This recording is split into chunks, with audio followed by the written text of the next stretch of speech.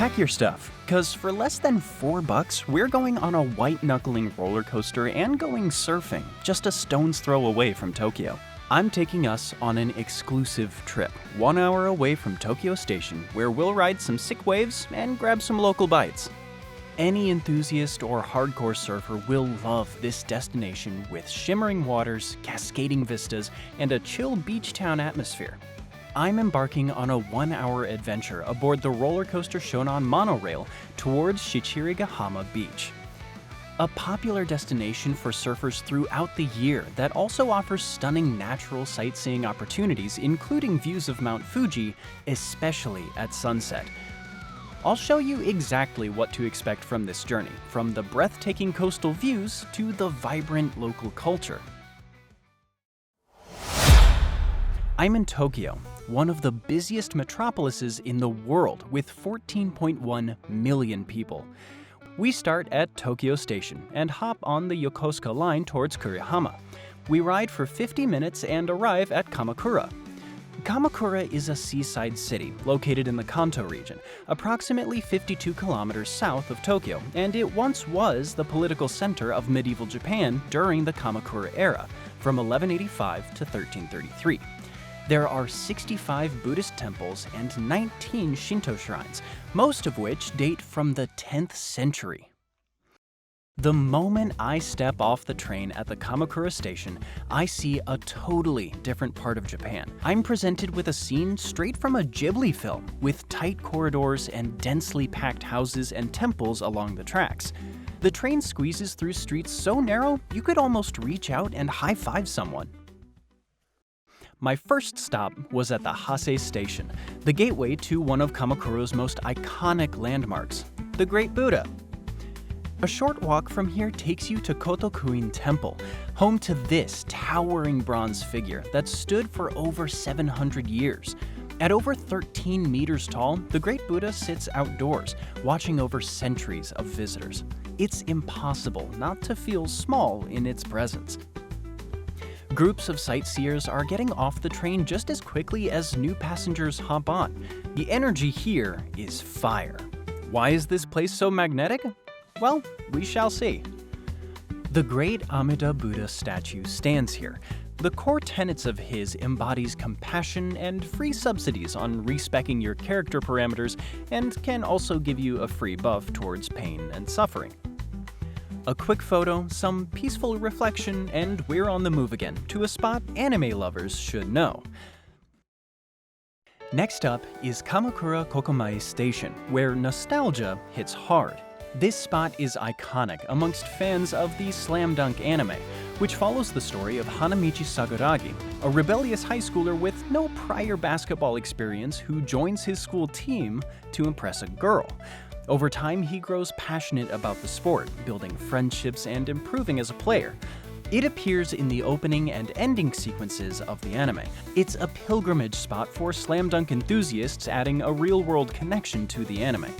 Any slam dunk fans out there? Drop a comment if you've ever visited this iconic spot or want to. Even if you haven't seen it, you've probably felt its influence. Standing at the railway crossing with the tracks stretching toward the horizon and the ocean in the background, you can almost feel yourself in one of those scenes. As the sea breeze hits, it's like stepping into a time capsule. The gentle wind, the sound of waves crashing nearby, it all adds to the atmosphere. And the moment that train crosses, the anime comes to life. After a short walk, I arrive at Shichirigahama Beach, where the vibe shifts from laid-back trains to pure adrenaline. The beach is alive with surfers catching waves, most staying close to shore, perfect for beginners or anyone looking for a smooth ride. The waves here don't take long to roll in, making it a prime spot for quick surf sessions. After the much-needed surf, we board the Enoden again, and we're headed towards Enoshima Station, the gateway to this charming island just an hour south of Tokyo. As soon as I arrive, the first thing that catches my eye is the long, narrow shopping street leading up to the temple. It's busy but vibrant, packed with souvenir shops and some of the best street food in Japan. Enjoy taco senbei. These popular street snacks with thin, crispy crackers are made by pressing whole octopuses into a senbei or rice cracker mold. A few steps later, I reach the base of Enoshima Shrine. It's not just one, but 3 shrines spread across the island, dedicated to Benzaiten, the goddess of wealth and good fortune. You can either climb the many stairs for a more immersive experience, or take the paid escalators to save yourself 20 minutes. My eyes were fixed on the path up to Enoshima Shrine, but before I could take another step, my stomach reminded me that I needed to eat. As I wandered the narrow streets, something caught my eye, a sign outside a small restaurant boasting shirasu, baby sardines. Enoshima is famous for shirasu, which are small, translucent fish often served raw, nama shirasu, or boiled, kamaage shirasu. It's typically eaten over rice, which is called shirasudon, or as part of sushi, tempura, or even pizza. I'd never tried them before, but something about it intrigued me. I couldn't resist. With my mind made up, I headed inside and made the order. When the bowl arrived, it looked like I was about to devour an entire school of fish in one go. The flavor was subtle, softer than I expected. No bones, just a slight salty taste. The chef suggested adding vinegar and soy sauce to really enhance the dish, and once I did, the flavor opened up even more. It wasn't my usual go-to, but it definitely hit the spot, fueling me for the journey ahead. With my hunger satisfied, it was time to continue the climb toward Enoshima Shrine.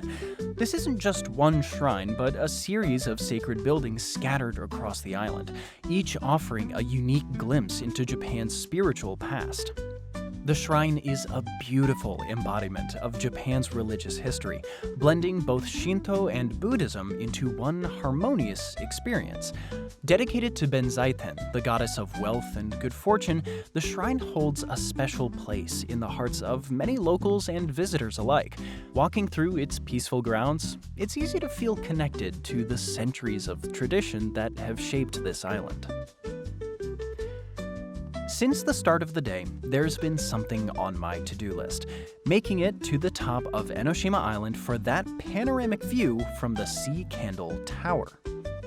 After exploring the shrines and strolling through the narrow streets, I finally made it.